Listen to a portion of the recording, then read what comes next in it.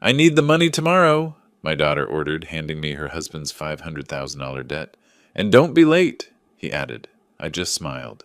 Okay. 4 hours later, I was at the airport. When they arrived to collect the money, they found the door locked and a box. They opened it and screamed.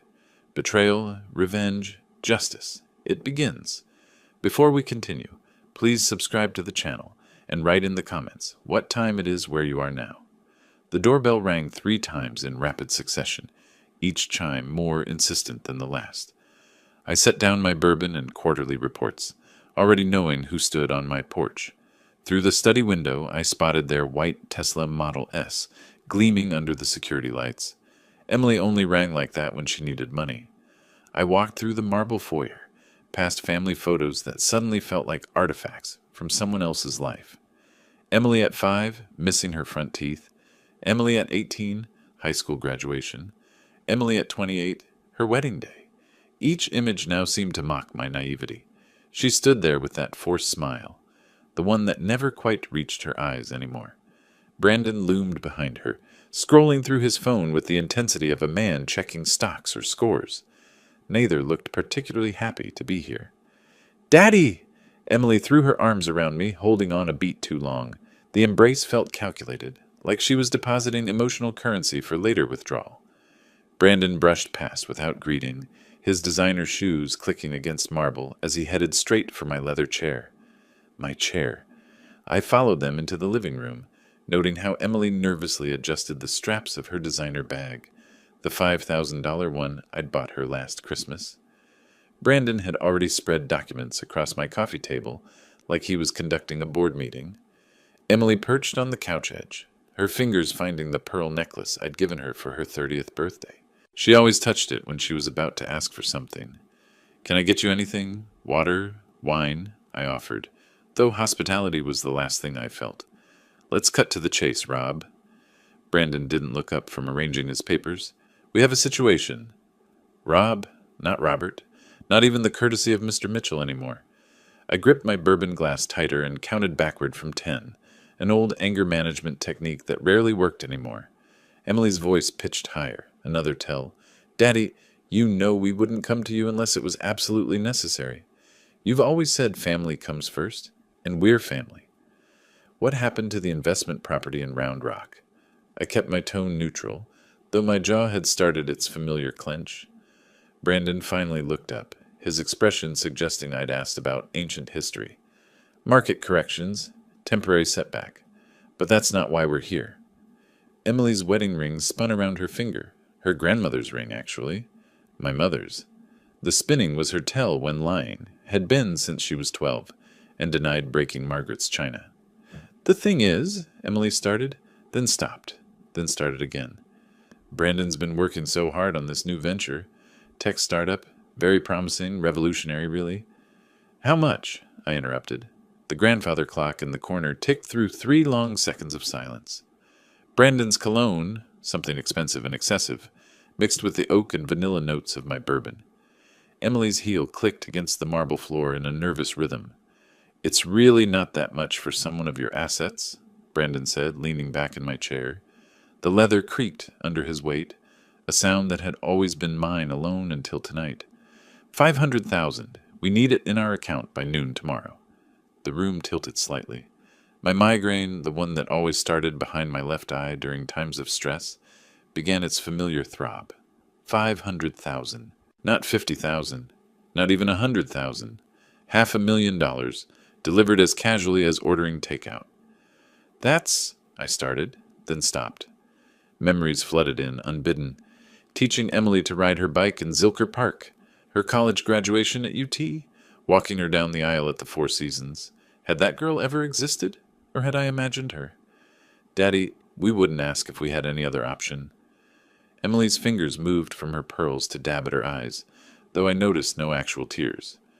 The mortgage, the kids' schools, you know how expensive everything's gotten. I did know. I paid for those schools directly.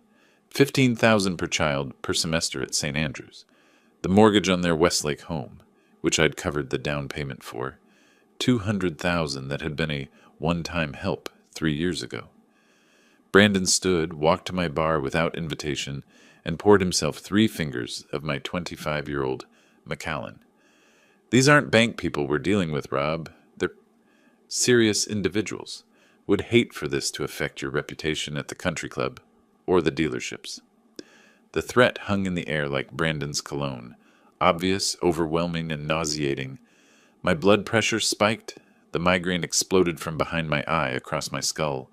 The room spun slightly, and I gripped the mantel for support. "Daddy, you look pale," Emily said. Not with concern, but calculation, like she was measuring my weakness for maximum leverage. That's when she said the words that changed everything. "If Mom were still alive, she'd be ashamed of how you're treating us." The words hung between us like a blade.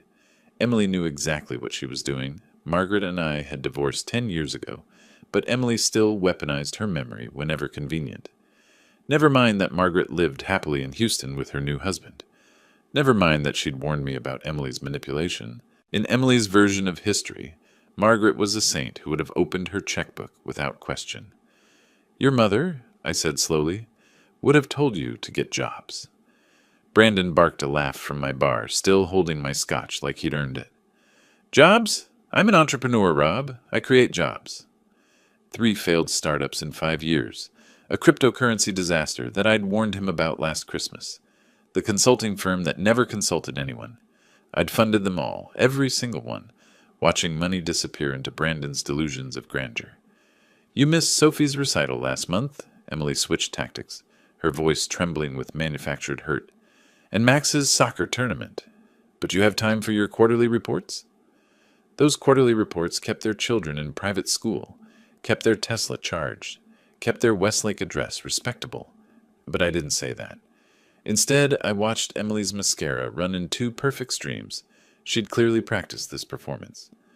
"Let me understand this." I released the mantle, standing straighter despite the migraine. "You need $500,000 by noon tomorrow. For what exactly?" Brandon and Emily exchanged a glance, the kind married couple's perfect over years of coordinated deception.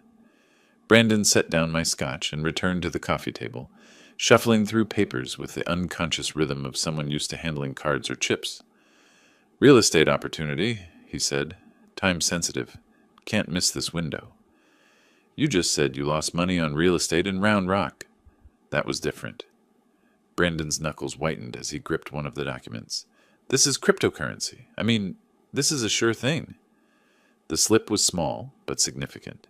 Crypto, not real estate. The same mistake that cost them $200,000 8 months ago. My left hand started trembling, a new development in my 60s. I shoved it in my pocket. Emily's phone buzzed. She glanced at it, typed quickly, then placed it face down. "Daddy, we've supported you through so much. When you and Mom divorced, who stood by you? When the economy tanked in 2020, who helped keep the dealerships running?" "You were in Cabo that entire summer," I reminded her. "Posted about it daily on Instagram." "That's not fair. The wedding." I started listing, my voice steady despite the rage building. 100,000. The house down payment, 200,000. Brandon's first startup, 150,000. The second, 80,000. The third. "That's ancient history," Brandon interrupted, standing now, trying to use his height advantage. "We're talking about our future. Your grandchildren's future." "The grandchildren whose tuition I paid directly to St. Andrews." Emily stood too, clutching her phone. The staged photo from her childhood, the one of us at SeaWorld when she was 7, suddenly appeared on the coffee table. She'd brought it as a prop. "These aren't just debts, Rob." Brandon stepped closer, close enough that I could see the small scar above his left eyebrow. "These are obligations. Serious people with serious consequences. By tomorrow noon, or things get complicated for everyone. Your reputation, the dealerships, that nice country club membership. Are you threatening me in my own house?" My voice dropped to barely above a whisper.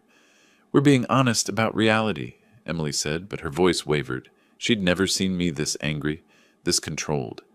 "Daddy, please, we need this. Tomorrow, noon. That's not negotiable." The room felt suffocating despite the central air running. My migraine pounded with each heartbeat. Brandon's cologne seemed to thicken the air. Emily's calculated tears had smeared her eye makeup into something almost theatrical. I looked at them both, my daughter who'd become a stranger, her husband who'd never pretended to be anything but a parasite. The grandfather clock chimed 9 times. Outside, suburban Austin continued its quiet evening routines, oblivious to the family destruction happening in my living room. "Fine." The word came out flat, exhausted. "Tomorrow. Now leave." Emily mistook my exhaustion for capitulation. She rushed forward, arms outstretched for another embrace. I stepped back, letting her arms fall empty. Brandon extended his hand for a shake, gripping too hard, establishing dominance he'd never earned. "We knew you'd understand," Emily said, gathering her designer bag and her staged photo. "Family first, right, Daddy?" They walked out without another word, Brandon's hand possessively on Emily's lower back, guiding her like a casino chip he'd just won. I stood in the doorway, watching their Tesla's distinctive whine fade down the street. The taillights disappeared around the corner onto Westlake Drive. I waited exactly 5 minutes after their taillights disappeared before I made the first call. James Walker answered on the second ring, despite the late hour. 25 years of friendship and legal counsel meant he knew my patterns. I never called after 9 unless something was seriously wrong. They finally crossed the line, didn't they? His voice carried no surprise, only resignation. "Noon tomorrow," they said. Like I'm an ATM with a withdrawal limit they've finally exceeded. "The house transfer paperwork is already filed," James said. I heard papers shuffling on his end. "They just don't know it yet. Emily's name was never on that deed, remember? You insisted on keeping it in your name when you paid their down payment." "What about Margaret?" I asked, walking back through my house, seeing it differently now, not as a home, but as a stage for tonight's final performance. "She's expecting your call. Says it's about time you stopped enabling them." I hung up and immediately went to my home office. The migraine had shifted from explosive pain to cold clarity. My laptop opened to an email confirmation from 3 weeks ago. "Villa Las Palmas, Costa Rica, March 17th through April 17th. Your reservation is confirmed." The retirement planning trip would now serve a different purpose. I called American Airlines, navigating the automated system with practiced efficiency. The morning flight could be moved to 6:45 a.m. First class still available. 1 passenger. My home safe opened with a combination I'd never shared, not even with Emily. Inside, organized in labeled folders, lay 20 years of financial documentation. Every check, every wire transfer, every loan. Brandon's signed agreement from December 2023, promising this would be the last request. Emily's Instagram posts from the past year, printed and dated, showing their lavish lifestyle while claiming poverty. Shopping sprees at the Domain, dinner at Uchi, weekend trips to Napa. I found an old Amazon box in the garage, ordinary and unremarkable. Inside, I arranged 3 document sets with a lawyer's precision. First, the deed to their house. Second, the complete loan history. $847,000 over 8 years, meticulously documented. Third, the legal notices James had prepared months ago, hoping we'd never need them. At the bottom, I placed a USB drive containing tonight's security footage. The cameras I'd installed after a break-in 2 years ago had captured everything. Emily's rehearsed tears, Brandon's threats, their coordinated manipulation.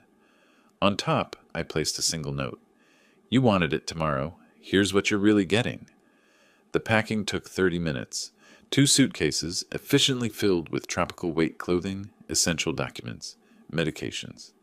My dealership manager, Jake, received a brief email. "Family emergency. You're in charge. Details to follow." I stood in the hallway, looking at the family portrait we'd taken 5 years ago at Laguna Gloria. Emily's smile looked genuine then, or maybe I just wanted to believe it was.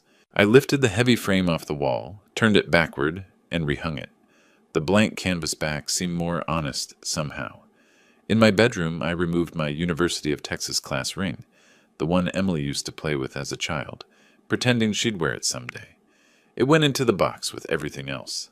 The migraine had completely faded now, replaced by something closer to anticipation. My phone showed 3 text messages from Emily. I deleted them without reading.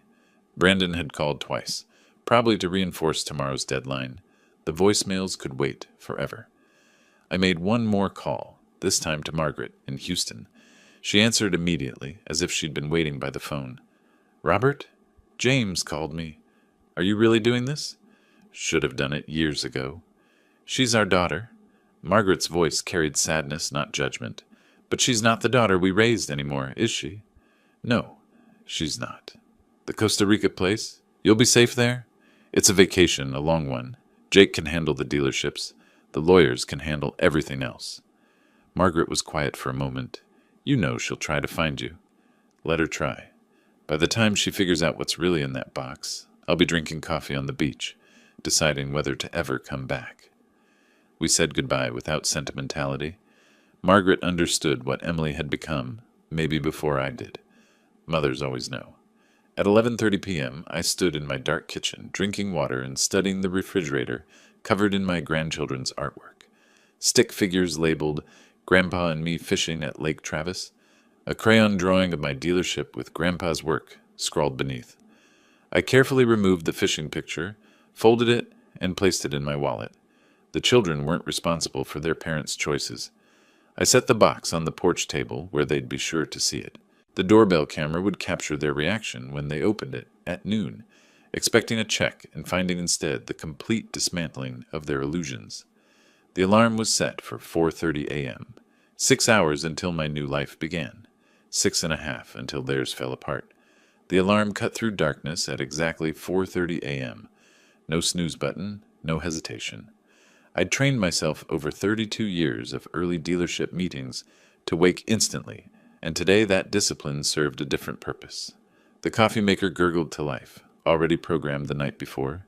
Colombian dark roast, the kind Emily always complained was too strong when she still visited for breakfast. The ceramic mug warmed my hands, an anniversary gift from her 10 years ago when she still remembered such dates. Through the kitchen window, Austin's skyline began its slow awakening, office buildings lighting up floor by floor while most of the city still slept. I moved through my house with deliberate precision, documenting each room like a detective at a crime scene. The master bedroom still held Margaret's mother's portrait. Emily had always wanted it, never asked nicely enough to receive it. Her childhood room, long since converted to an office, still displayed her high school trophies. State debate champion, National Honor Society, the daughter I'd raised versus the stranger who demanded money 12 hours ago. The pool area looked serene in the pre-dawn light. I'd taught Emily to swim there, her fearless splashing at age 4. Last July, Brandon had gotten drunk at our 4th celebration, fell in fully clothed, then blamed me for the pool's placement. Even then, I'd written the check for his ruined designer watch. The Bentley purred to life in the garage. I chose it over the Tesla. Brandon had too many memories in that car, too many assumptions about inheritance. The streets of Westlake Hills lay empty except for garbage trucks, beginning their Saturday routes. I drove past Emily's neighborhood, every house dark, peaceful. They were sleeping, probably dreaming of ways to spend my money. The radio played classic rock, and the Eagles' Take It Easy filled the cabin. The irony wasn't lost on me. At the intersection of Bee Cave and Walsh Tarleton, I considered calling Margaret, but decided against it. James would handle that conversation better than I could. Mopac stretched ahead, nearly empty. I passed 3 of my dealerships, their lots full of inventory that would soon be Jake's responsibility. The flagship location still had my photo in the lobby. That would need changing. Near 5th Street, I noticed Brandon's favorite bar, the Velvet Room, where his gambling connections congregated, where this whole disaster had really started. Construction on Congress forced a detour through 2nd Street. The city I'd built my business in for 3 decades looked different in the pre-dawn darkness, like a stage being set for a play I'd no longer attend. James's office occupied the 42nd floor of the Frostbank Tower. At 5:30 a.m., the building stood mostly empty except for security and the obsessively ambitious. James waited in the conference room with Sophia Chen, his paralegal, documents spread across the mahogany table with military precision. A box of Krispy Kreme donuts sat in the center, our tradition for major deals since 1999. "You look surprisingly rested," James observed, sliding the power of attorney across the table. "First good night's sleep in months." I signed with my father's fountain pen, the one Emily didn't know existed. "Limited scope, I see. 60-day expiration, only property transfers and financial restructuring. Can't have you selling her organs after all. His attempted levity fell flat. We both knew this was necessary surgery, not revenge. Sophia presented the property documentation with clinical efficiency. The interesting part, Mr. Mitchell, is the timing. The transfer was actually executed yesterday at 4 p.m., before they came to my house. 3 hours before. Emily's house has been legally yours since she signed those papers in 2020. She never read past the second page. The irony was perfect. While Emily had been driving to my house to demand money, she'd already lost her biggest asset. The house she posted about constantly on Instagram, the symbol of her success, had never been hers at all. The financial lockdown? I asked. Executed at midnight. Joint accounts frozen. Credit cards in your name suspended. The children's tuition remains on autopay through December. We're not punishing them. James produced another folder, thicker than the rest. The nuclear option, as we discussed. Inside lay transcripts of Emily's text messages to friends, calling me a walking ATM and too pathetic to say no. Brandon's signed promissory note from 2023, swearing this was the last time. The USB drive containing last night's security footage, their entire performance captured in high definition. The prenup Brandon signed, James continued, includes a gambling addiction clause, page 47, subsection 3. He doesn't know? His lawyer was too drunk to read that far. Showed up to the signing smelling like bourbon at 2 p.m. Sophia looked uncomfortable. Mr. Mitchell, this is remarkably thorough. 5 years of preparation, I replied. I kept hoping I'd never need it. James produced an identical Amazon box to the one on my porch. Insurance? If she doesn't find yours, this goes to her office Monday, along with these. He revealed photos, Brandon at the casino last week. The timestamp clear, the losses visible on his face. Margaret knows? I asked. She's known for months. Helped to document everything. She's as tired of enabling Emily as you are. The Costa Rica property? Purchased through the Cayman entity. Completely protected. Even if Emily gets ambitious with lawyers, she can't touch it. I signed the last document, my hand trembling slightly on Emily's trust fund termination. 20 years of planning for her future, dissolved with one signature. James noticed the tremor. Bourbon? He gestured to his desk drawer, another tradition. No, need a clear head for the flight. At 6 a.m. sharp, I stood and shook James's hand. His grip conveyed understanding, sympathy, and determination. The elevator descended alone, each floor marking distance from my old life. The valet already had my Bentley running. I handed him a $100 bill and an envelope. Jake Martinez will pick this up Monday. The young man nodded, confused but professional. I drove toward the airport as the sun broke the horizon, painting Austin's skyline gold. My phone buzzed, Emily calling earlier than expected. The last time I'd hear that ringtone without choosing to answer. Highway 71 stretched toward Austin Bergstrom International as the sunrise painted the hills copper and gold. The familiar route felt different this morning, each landmark a goodbye. Manuel's taco truck was setting up at the Riverside intersection where I usually stopped for breakfast tacos. Not today. NPR discussed a local businessman's expansion plans, my own dealership group, ironically, though they wouldn't be mine much longer. Emily called 3 times in rapid succession, then Brandon once. Each ringtone felt like a countdown. 10 years ago, that sound would have made me answer immediately, worried something had happened to the grandchildren. Now I recognized it for what it was, the sound of entitlement demanding its due. Mental inventory while merging onto 183. Jake had run the Saturday operations for 5 years. He'd managed fine. The property management company had their instructions and 6 months' payment in advance. The grandchildren's school tuition would continue through December. They shouldn't suffer for their parents' choices. Everything else had ceased to be my responsibility at midnight. The airport's south terminal emerged from morning mist. The valet stand wasn't busy yet, just 2 attendants preparing for the day's rush. Tommy, who'd parked my cars for 3 years, looked surprised. "Early flight, Mr. Mitchell?" "Change of plans." I handed him the keys and an envelope. "Jake Martinez will pick this up Monday. His information's inside." "Everything all right, sir?" "Better than it's been in years." I didn't look back at the Bentley. That car had driven Emily to her wedding, Brandon to countless bars, me to endless ATM withdrawals. Let Jake decide what to do with it.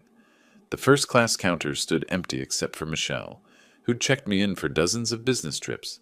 Costa Rica today, Mr. Mitchell? I have you on the 6:45 to San Jose? That's right.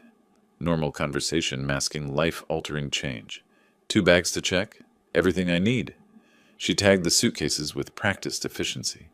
I kept my carry-on close. Documents, medications, laptop, the few photos I couldn't leave behind. As she handed back my passport, I pulled out a sealed envelope. I need a favor, Michelle. Someone will come looking for this later today.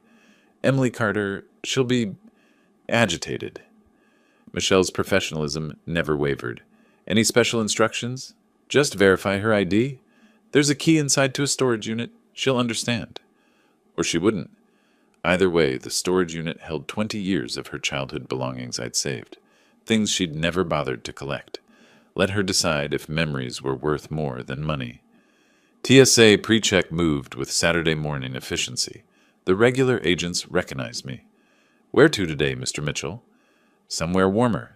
Business or pleasure? Neither. Personal matter. Through the scanner, belt off, shoes in the bin. The mundane ritual of modern travel felt surreal against the backdrop of deliberate life demolition. I collected my belongings, each item returning to its designated pocket except my phone, which stayed off.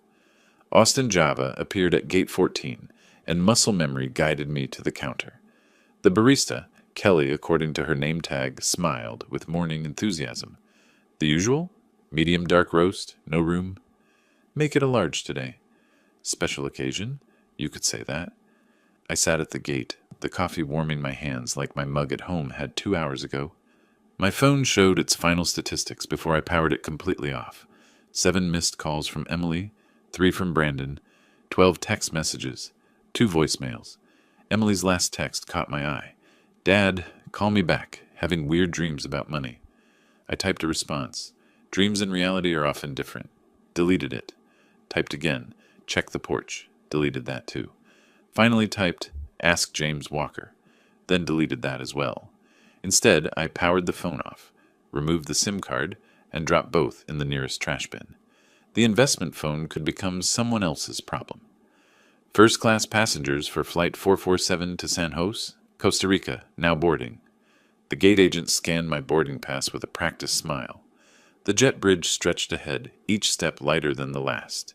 The flight attendant welcomed me to seat 2A, window, left side. I accepted the offered champagne, unusual for 7 in the morning, perfect for this moment. Other passengers filed past. A honeymoon couple, giggling and touching constantly, reminded me of Margaret and myself 35 years ago. A business traveler typed frantically on his laptop, chasing some deadline that seemed monumentally important. That had been me once, building an empire for a daughter who'd only seen ATM codes. An elderly woman settled in 3C with knitting needles and yellow yarn, like Emily's grandmother used to do before the arthritis won. Excuse me? A familiar voice made me freeze. Margaret stood in the aisle, designer luggage in hand, looking exactly as composed as she had during our divorce proceedings. She settled into 2B. Across the aisle, close enough to talk, far enough to maintain boundaries we'd established a decade ago. James called, she said simply. Thought you might need backup. It's not your fight anymore. Hasn't been for 10 years, but she's still my daughter. Someone should be there when she lands. There? I bought the condo next door 6 months ago. James really is thorough. Found it, negotiated the price, handled everything. I've been planning this as long as you have. The captain's voice interrupted. Slight delay for our final passenger. My chest tightened. Emily? Had she figured it out early? Brandon? The door opened, but it was just a harried businessman, apologizing as he squeezed past to economy. Did you tell her? I asked Margaret. Tell her what? That her father finally stopped enabling her? That her husband's a parasite?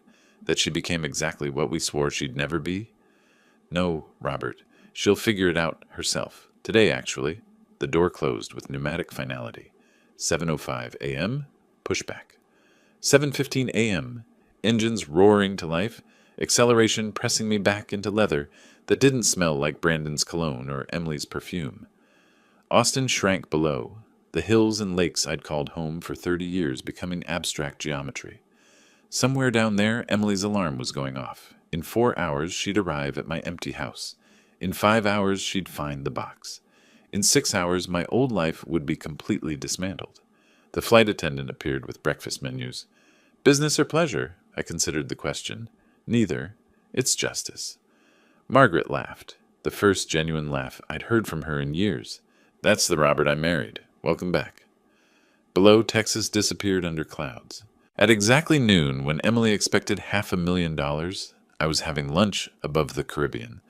Margaret reading beside me.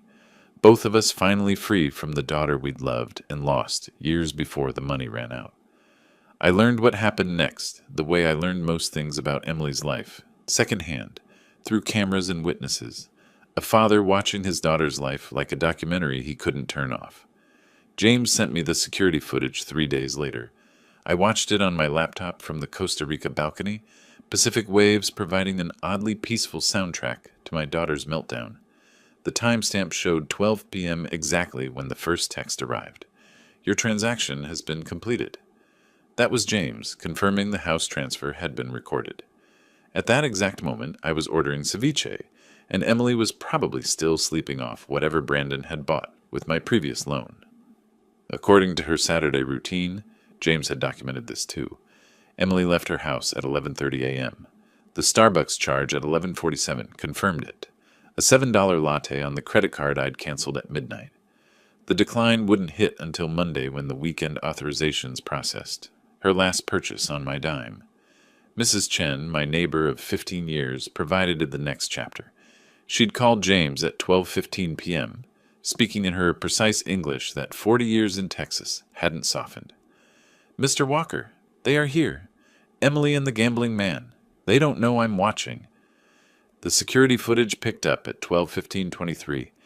Emily's white Mercedes pulled into my driveway with the confidence of someone about to collect their allowance. Brandon checked his phone. James later confirmed he was tracking basketball scores, probably planning his next bet with my money. Emily applied lipstick in the mirror, the same shade of red she'd worn to ask for her first car at 16. Her wedding down payment at 28. Yesterday's $500,000 demand at 35. They walked to my door like they owned it. Brandon carried an empty Hermes briefcase, $12,000 retail, bought with my loan from January. Empty, waiting for cash that would never come. Emily rang the doorbell at 12:16:45. Normal ring, not the demanding triple press from yesterday. She waited exactly 10 seconds. I knew her patterns. Then rang again, longer this time. Brandon cupped his hands against the side window, peering into my empty kitchen. His car's gone, Emily said, loud enough for Mrs. Chen to hear from her garden. So, he's got 5 cars. Brandon's dismissive tone carried across the yard. The lights are on timers. Emily noticed what I'd programmed weeks ago. Maybe he went to get cash from the bank. You said noon? It's barely past. They tried the door at 12:18. Emily's key scraped against the lock, unable to find purchase. James's paralegal had changed them at 7 a.m., 3 hours after I'd left for the airport. The confusion on Emily's face was almost worth the decades of manipulation. Brandon spotted the box at 12:20:33, just an Amazon package on the porch table, unremarkable except for Emily's name in black Sharpie across the top. She opened it casually, probably expecting a late birthday gift or apology present. The first document she pulled out was the deed to her house. Her face changed like time-lapse photography of fruit rotting, confusion to disbelief to horror in under 3 seconds. She dropped it, and Brandon snatched the paper before it hit the ground. What do you mean it's in his name? Brandon's voice carried to Mrs. Chen's yard. Emily pulled out the spreadsheet next.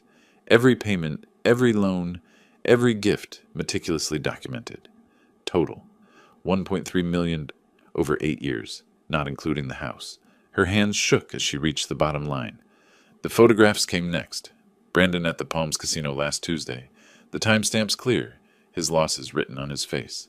Then the promissory note he'd signed, swearing December's money was the last he'd ever request. Emily's text messages to her friends, printed and highlighted. Dad's too pathetic to say no, and he'll cave, he always does. And my personal favorite, I deserve this money more than he does. At 12:23:17, Emily's phone buzzed. The first credit card decline, then another, then another. Chase, American Express, the Nordstrom card, all suspended, all in my name, all canceled at midnight while she slept. Brandon tried calling someone at 12:24.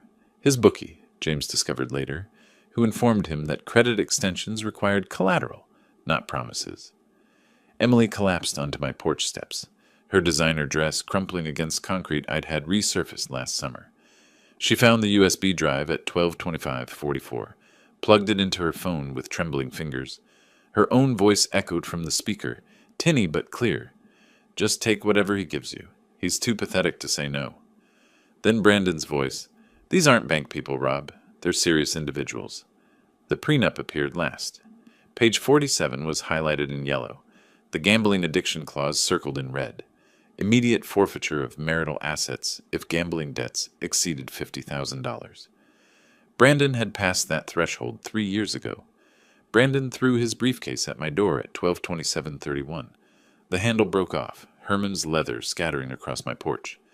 Emily's sobbing became audible on the recording, not the pretty tears from yesterday, but raw, ugly sounds of someone realizing they'd played themselves. Mrs. Chen emerged at 12:28, all 4 feet 11 inches of her, holding her phone like a weapon. I'm calling the police if you don't leave. This is my father's house, Emily screamed, mascara creating abstract art on her cheeks. Not anymore. Mr. Mitchell sent me the property transfer notice this morning. You're trespassing. Brandon stormed to the car at 12:30, leaving Emily to gather scattered papers. Her fortune now just litter on my porch. She left some behind. The wind would handle those. Brandon peeled out, leaving tire marks on my driveway that the property manager would bill to their account. At 12:30:45, exactly when Emily discovered her inheritance had evaporated, I was watching the ocean from a beachside restaurant. The waiter had just asked if I was celebrating something. A graduation? I told him. Your child? He'd asked in accented English. No? Mine. James called Monday with the epilogue. Emily returned Sunday morning with a locksmith who refused the job once he verified ownership. She tried climbing the fence until the security company responded. The police gave her a trespass warning. Brandon never came back. James heard he'd moved to his brother's house in Dallas, divorce papers already filed. 3 days later, sitting on my balcony with Margaret reading beside me, James asked if I wanted to see the complete footage. No, I said, watching pelicans dive for fish. The screaming I'd heard for 5 years was finally, blessedly, silent. James sent me the parking garage footage 3 days later. I watched it from my deck in Costa Rica, pelicans diving for fish in the background, while my daughter's life imploded on my laptop screen. The timestamp showed 7:00 p.m. March 16th, exactly when I was having my first peaceful dinner in years. Their Mercedes screeched into the underground parking of Emily's condo building. Even without audio, Brandon's body language screamed rage. He slammed the door so hard the car alarm triggered, its lights flashing like a distress signal nobody would answer. Emily chased him to the elevator, clutching those documents like evidence in a murder trial, which in a way they were, evidence of the murder of their delusions. The building's elevator audio, which James's paralegals somehow obtained, captured their conversation in devastating clarity. Emily's voice, shrill with betrayal, "You said it was commercial real estate." "It was." Brandon's denial came quick, desperate. The casino was just stress relief. Stress relief? Stress relief? The sound of papers hitting flesh, then the elevator's pleasant ding, doors closing on Emily's raw sobbing. By 7:30, Emily had started an Instagram Live that would become legendary among Austin's social circles. James's paralegal screenshotted everything before Emily deleted it. Minutes later, there she was, mascara creating abstract art on her cheeks, wine glass trembling in her manicured hand. When someone you trust betrays you. She held up the house deed to the camera, Brandon visible in the background, throwing clothes into a suitcase. When your whole life is built on lies. The wine glass flew across the room, shattering against their wedding photo. Stream ended. 47 people watched Emily Carter, social butterfly of Westlake, self-destruct in real time. 3 were employees from my dealerships who immediately forwarded the recording to James. Brandon's mother called my office Monday morning, her voicemail preserved in James's meticulous records. Mr. Mitchell, Brandon's been missing since Saturday night. Emily says you've kidnapped him. A pause, heavy with maternal desperation. I know that's crazy, but do you know where my son is? I didn't, but I knew where he'd been. Brandon had spent those hours calling everyone he'd ever met with money. Country club friends, college roommates, even his ex-girlfriend's father. Each conversation shorter than the last, each rejection adding weight to his desperation. His mother heard him say, voice cracking, "It's not just money anymore. These people don't play." Between 8:30 and 10 p.m., Emily dove deep into Google's legal advice. Her search history, visible because she'd used my Amazon account to access the Wi-Fi, read like a map of denial. Can father take back Gift House, Texas? How to break power of attorney. Statute limitations, financial gifts, Texas. Emergency bankruptcy lawyer, Austin. Can casino debts affect spouse, Texas? Cheap divorce attorney, no money down. The last search hurt more than I expected. Not because she wanted to divorce Brandon, that was overdue, but because she immediately went looking for someone else to fund it. Rachel, Emily's best friend since college, called Margaret around 10 p.m. Emily had finally played the entire USB, not just yesterday's pathetic comment. 5 years of family gatherings, birthday parties, and holiday dinners, all secretly recorded. Emily's voice calling me a walking ATM at her 30th birthday. Brandon joking about bleeding the old man dry at Thanksgiving. Emily coaching Brandon on manipulation tactics before our anniversary dinner. The Christmas toast where they'd mockingly thanked good old dad, the family bank. She played it 3 times, Rachel told Margaret, like she couldn't believe it was real. The credit card cascade started at exactly 10:17 p.m., each declined notification pinging to James's monitoring system. Chase Sapphire declined. American Express Platinum suspended. Nordstrom invalid. Even her Starbucks card deactivated. A DoorDash driver filed a complaint the next day. Emily had ordered $200 of sushi, planning to pay cash. No cash in the house. The driver threatened small claims court while Brandon was already at a pawn shop with her jewelry. Emily's Facebook posts between 11 p.m. and midnight became Austin gossip legend. Each deleted within minutes, but screenshots spread like wildfire. Betrayed by blood. When your father chooses money over family. Anyone know employment lawyers? Selling designer bags. Serious inquiries only. The comments she hadn't expected poured in immediately. Her cousin, "Didn't you just post from Cabo last week?" High school friend, "Thought your dad bought you everything." Former coworker, "Aren't you the one who quit working after marriage?" While Emily's world crumbled, Margaret and I sat on the beach deck playing poker. A local guitarist strummed nearby, and I tipped him $100 to play "Take It Easy" by the Eagles. Margaret laughed. First genuine laugh I'd heard from her in years. "You're terrible at poker," she observed, taking my chips. "I'm free," I replied, and meant it. Mrs. Chen called James again at 11:45 p.m. Emily had returned to my house, just sitting in her Mercedes in the driveway. Not trying to enter, not raging, just sitting, staring at dark windows like they might suddenly illuminate with forgiveness. She sat there for an hour, Mrs. Chen reported. When she finally left at 1 a.m., she looked different, like she aged 10 years in 10 hours. By midnight on March 16th, Emily had lost access to $2.3 million in assets, discovered $500,000 in hidden family debt, realized Brandon had gambled away their savings, found out she'd never owned her house, and learned her mother had known everything for months. James asked if I felt guilty about the recordings. I told him the only thing I regretted was not starting them sooner. Sunday morning, March 17th, Emily stood at my office building's entrance for 2 hours. Security footage showed her pressing the intercom every few minutes, like a child repeatedly pushing an elevator button, hoping persistence would change reality. She called employees from the company directory she'd stolen years ago. Jake blocked her after the 3rd call. Others simply didn't answer. By noon, she'd moved to Austin Bergstrom International, the same terminal where I'd dropped her off for college visits, where I'd welcomed her home from her honeymoon. Now she was there as a detective, desperately seeking clues to my escape. TSA wouldn't provide passenger information. American Airlines required a warrant. When she claimed family emergency, they checked their system. Passengers specifically requested no contact, the agent informed her. James had video from airport security, Emily's face crumbling at those words. Her Uber receipts that afternoon, the last rides before the account cut off, traced a map of desperation across Austin.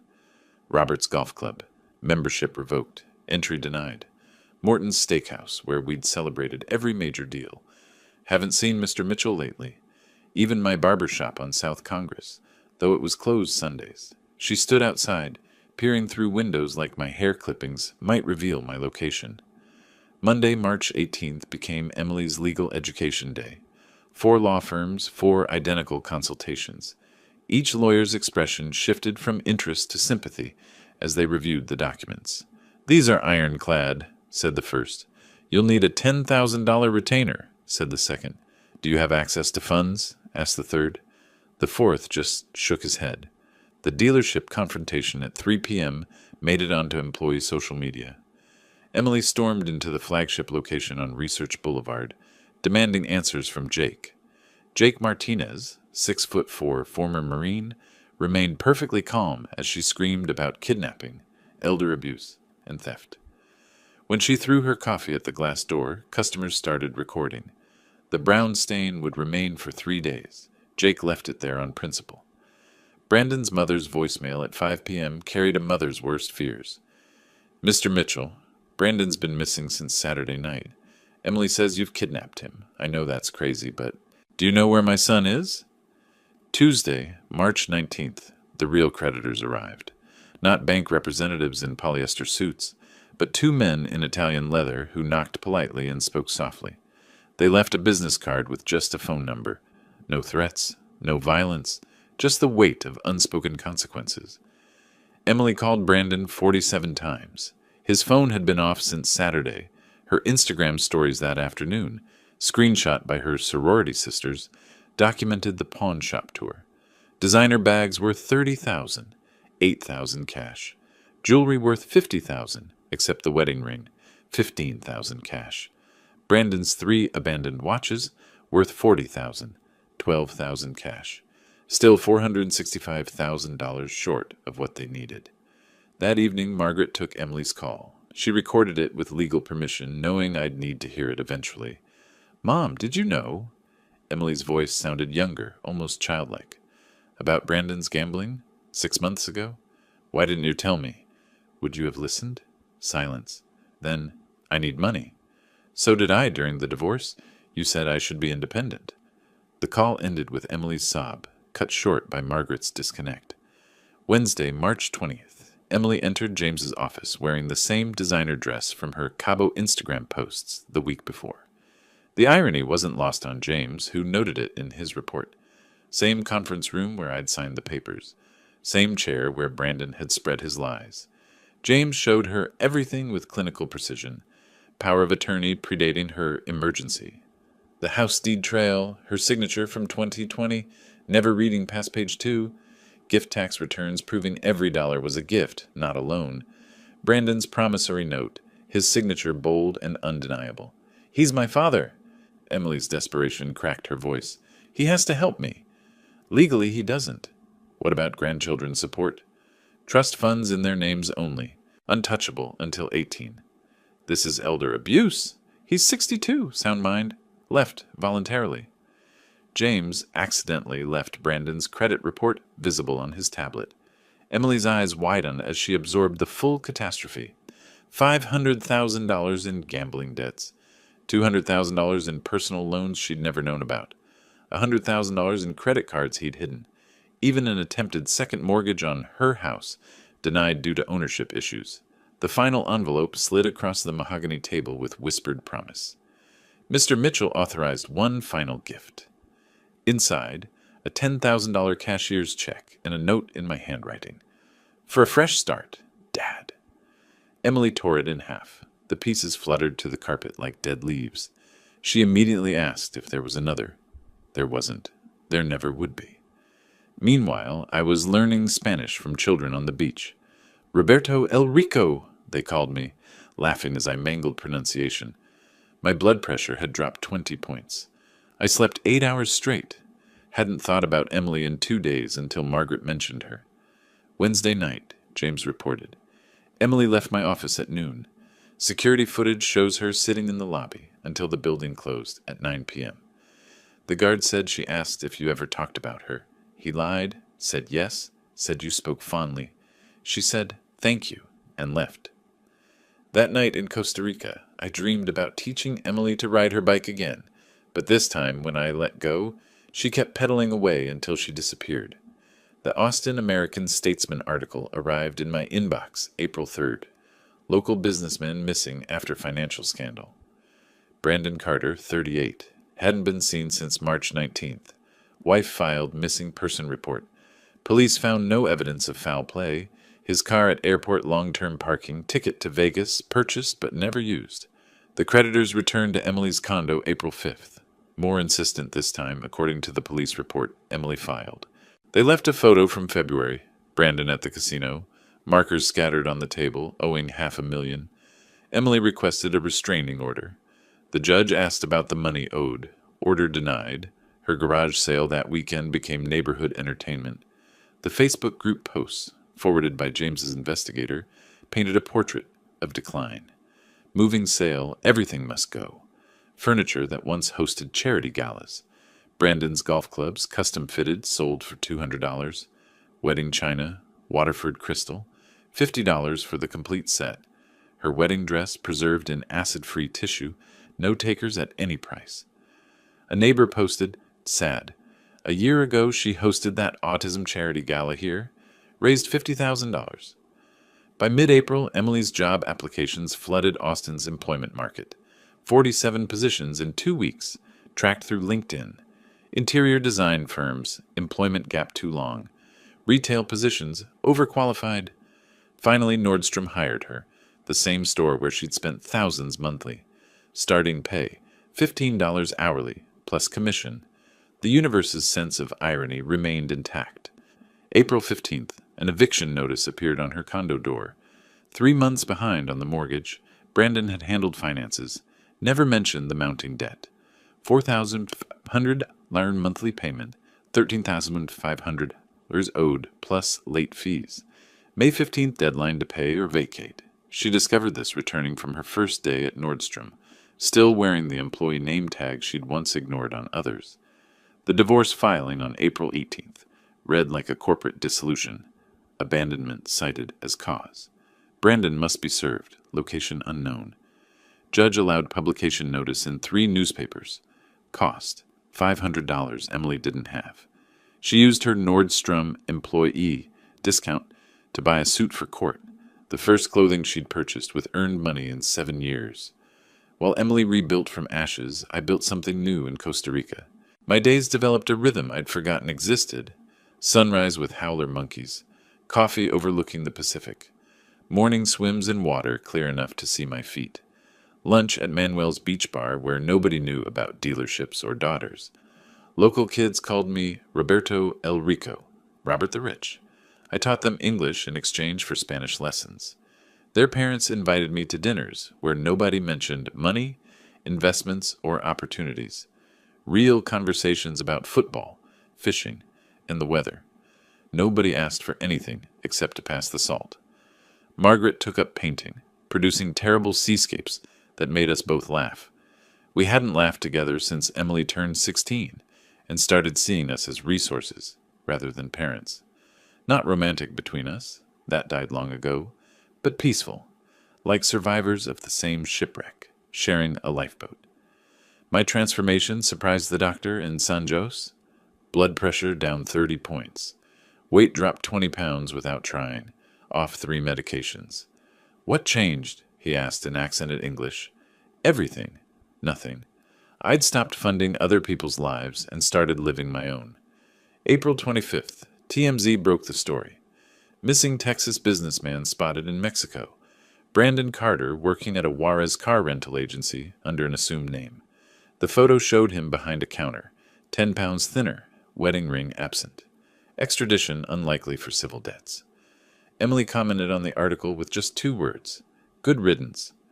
April 27th. Emily finally used the airport storage key. Manuel reported what she found. Every childhood item I'd saved.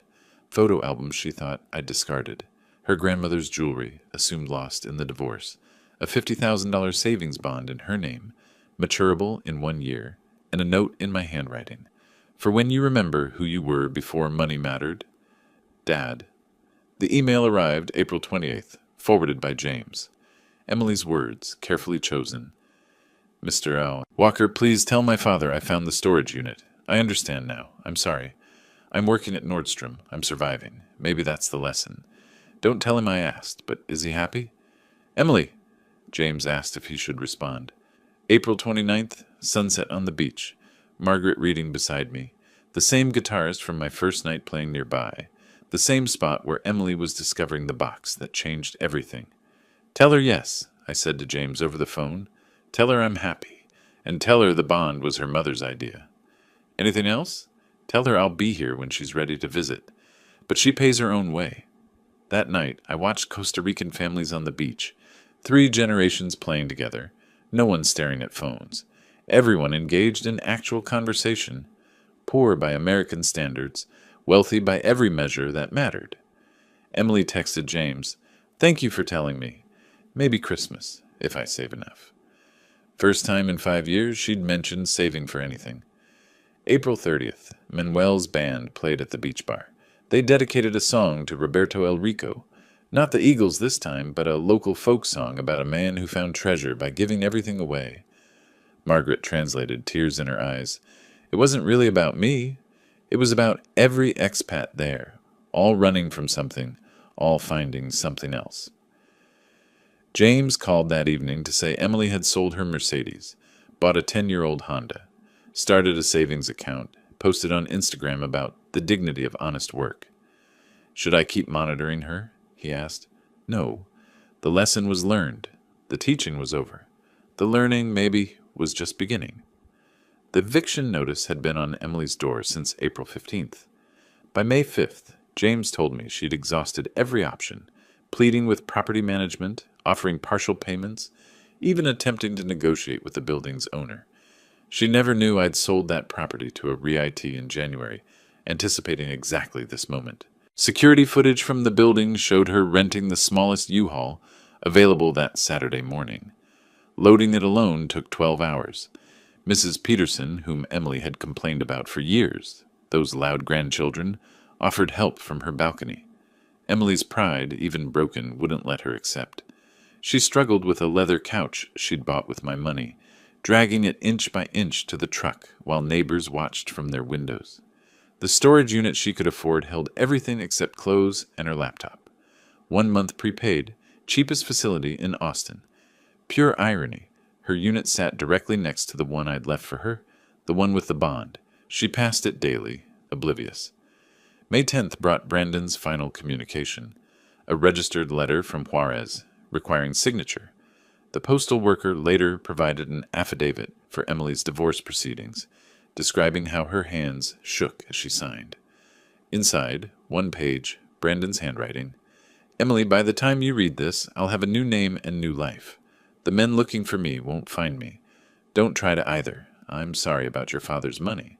But you were the one who said he'd never cut you off. We both gambled. We both lost. The prenup your dad made me sign means you get nothing from me anyway. Consider us even. B. Her Nordstrom manager called James out of concern. Emily didn't show for 3 days. When she returned, she'd dropped 10 pounds, her eyes hollow. The manager nearly fired her. For the first time in Emily Carter's life, she begged, actually begged, kept the job by promising perfect attendance going forward. May 15th, eviction day. Emily's new address, a studio apartment above a taco shop on East Riverside. Same neighborhood she'd called sketchy when visiting college friends. 400 square feet. Window AC unit rattling like dice in a cup. Shared laundry in a basement that smelled of mildew. $700 monthly, cash only, no credit check. The second job started May 16th. Denny's night shift, 11 p.m. to 7 a.m. The same Denny's where she'd made a scene 2 years prior, demanding the manager over cold eggs. Now she served drunk college students and exhausted nurses for 213 hourly plus tips. Her new schedule became robotic. Wake at 5 a.m., Nordstrom from 6 a.m. to 2 p.m., sleep from 3 p.m. to 10 p.m., Denny's from 11 p.m. to 7 a.m., repeat. Sundays off spent doing laundry and preparing meals. Rice, beans, the cheapest chicken she could find. Margaret visited May 24th. She called me that evening, her voice careful. Emily had hung one item on the studio's water-stained wall, our photo from her college graduation. The designer clothes were gone, replaced by Walmart basics. 20 pounds lost, cheekbones sharp as accusations. Their conversation, as Margaret recounted, "I helped your father plan this. I know. Are you angry? I was. Now I'm too tired to be angry. The bond was my idea. Insurance for when you hit bottom. This is bottom? No. Bottom is when you stop blaming everyone else." Emily's admission came slowly, like pulling teeth. "I was a terrible daughter." "You were a spoiled daughter. There's a difference. Is there?" "Terrible can't be fixed. Spoiled can be outgrown." Memorial Day weekend arrived with Austin's typical heat. Emily worked a double at Nordstrom, time and a half for holiday pay. Denny's afterward was slammed with drunk partiers. She made $300 in tips in one night, the most money she'd touched since March. The Denny's security camera captured her at 7:15 a.m., May 31st, sitting in her Honda counting tips. Crying. Not the manipulative tears I'd seen so often, but something raw. She later wrote to James that it was the first money she'd truly earned. No manipulation, no family name, no expectations. Just work. Her phone records showed a text, typed but never sent. "Dad, I made $300 tonight. By myself. I know you won't see this. I know you're gone. But I wanted you to know. I'm starting to understand." She deleted it, but the phone company's records remained. Meanwhile, in Costa Rica, the rainy season had started. I'd begun teaching English at the local school, volunteer work. The kids called me Teacher Roberto. Nobody knew about my money. Margaret painted terrible landscapes, selling them to tourists for $20, donating proceeds to the school. We ate dinner together most nights. Simple food, rice, fish, plantains. Better than any country club meal. James sent his last update. Emily's working 2 jobs, living in studio, surviving. My reply, stop monitoring. She needs to do this alone now. May 31st, midnight. Emily started another Denny's shift. Memorial Day crowd filtering in. She tied her apron, picked up her order pad, approached a table of drunk fraternity boys, the type Brandon would have pledged with. "Welcome to Denny's. What can I get started for you?" One recognized her, his voice loud with surprise. "Emily? Emily Carter? From the country club?" She didn't flinch. "That's me. Now what can I get you?" James told me later that was the moment, serving pancakes to people who knew her former life, that Emily stopped being my daughter and started becoming herself. June had brought Austin's full summer heat, and Emily had found her rhythm. Nordstrom customers started requesting her specifically. She'd become genuinely helpful rather than judgmental. The Denny's night shift nurses tipped extra because she remembered their coffee preferences without asking.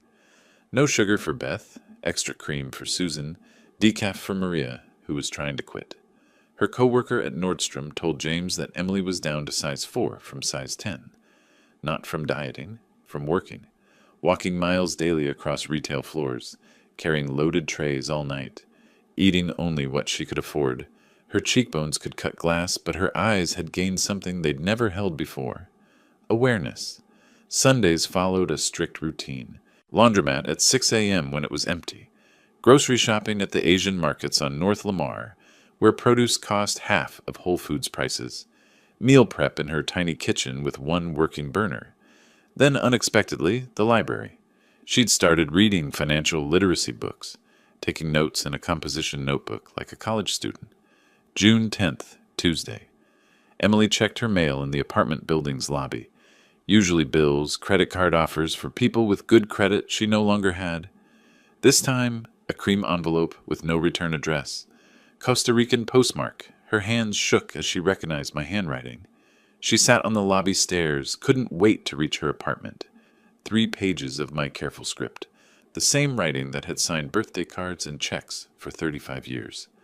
The letter read, "Emily, I'm writing this on a beach in Costa Rica. A little girl here reminds me of you at 7, fearless, curious, demanding the world bend to her will. The difference is she's also grateful. I don't blame you for becoming who you became. I created you. Every time you cried, I wrote a check. Every time you demanded, I delivered. I thought I was loving you. I was actually crippling you. Your mother says you're working 2 jobs now. Good. Work teaches what inheritance never could. That money represents time, effort, sacrifice. Every dollar you earn carries weight my gifts never had. I'm not coming back to the man I was. That man was a checkbook with a heartbeat. But I might come back to meet who you're becoming. The storage unit key you found, that was your mother's insistence. She said you'd need something to hope for. The bond matures in April 2026. By then, you'll either have learned to live without it, or you'll still be the same person waiting for rescue. Either way, you'll have your answer about who you really are. I do love you. I always have. But love without respect is just pity. Earn my respect, Emily. More importantly, earn your own. P.S. Your grandmother would be proud of you working at Denny's. She was a waitress when she met Grandpa. You never knew that. I was too ashamed to tell you. Now I'm ashamed I was ashamed. Emily carried that letter in her apron pocket for the next week. Her co-worker at Denny's said she'd read it during breaks, crying in the bathroom. Not angry tears, but something deeper. She started asking co-workers about their families, their struggles, actually listening to the answers. She called Margaret about the grandmother revelation. Why didn't anyone tell me about Grandma? You never asked about anyone's struggle, only their success. What else don't I know? Everything that matters. The transformation showed in her Nordstrom performance review. Emily has become our top associate. Customers trust her. She relates to people saving for special purchases. She understands sacrifice now. They promoted her to department lead, $18 an hour, the first promotion she'd ever earned rather than been given. June 25th, Emily wrote back. 5 days, dozens of drafts. Margaret later shared excerpts. Dad, I'm writing this at 3 a.m. between jobs. My feet hurt. My back aches. I've never been happier. Not happy like champagne and shopping happy. Happy like I earned this sandwich happy. Happy like customers asked for me by name happy. Happy like I paid my own rent happy. I was so angry when you left. How dare you abandon me? Now I understand. You didn't abandon me. You freed me. From myself. From what we'd both let me become. Brandon is gone. Good riddance. He was my mirror, reflecting back my worst qualities. We were parasites feeding off each other's entitlement. When the host disappeared, we had nothing. I don't want your money anymore. That's not bravado. I need the bond to eventually get a better apartment. But I want it to be seed money for the life I'm building, not a rescue from the life I'm living. Come back when you're ready. Not to save me, just to see me, the real me. The one who is buried under designer labels and demands. P.S. I kept one thing from my old life. The photo of us at my graduation. You looked so proud. I want to earn that look again. The letter reached me, July 2nd, Independence Day week. Fitting timing. I read it on the beach while Margaret looked over my shoulder. She gets it, Margaret said. Getting it and living it are different things. Give her time. How much? How long did it take you to really change? I'm still changing. Exactly. June 30th, 11 p.m. Emily starting her shift. A regular customer, an elderly man who always sat alone, ordered his usual. Tonight he said something different. You look lighter, dear, somehow unburdened. Emily smiled, a real smile. I'm learning to carry my own weight instead of expecting others to carry it for me. He left a $20 tip on an $8 check. The note said, "For your education fund, a fellow traveler." I decided that night to go back in August. Not to rescue her, not to test her, just to witness who she was becoming when no one was paying her way. I landed at Austin Bergstrom at 10 a.m. on August 15th, 2025. Same gate I'd departed from in March. 5 months felt like 5 years. Margaret stayed in Costa Rica. This is your journey to finish, she'd said. The rental car was a modest sedan, not the luxury vehicle Robert Mitchell would have demanded. I drove past my dealerships, thriving without me. Good. Past Emily's old condo building where a new family occupied her former balcony, their happiness uncomplicated by debt. Checked into a Hampton Inn, not the Four Seasons. Part of my new life, comfort without excess. Called James. I'm here. She doesn't know? No. Want to see her natural life, not a performance? Nordstrom. She's there until 6. At 4 p.m., I stood in Nordstrom at Barton Creek Mall, watching from across the floor. Emily knelt beside an elderly woman, helping adjust shoe fit, patient, kind. The Emily I knew would have called another associate for that task. She'd changed physically, lean but strong, moving with purpose rather than entitlement. Her uniform was simple but neat.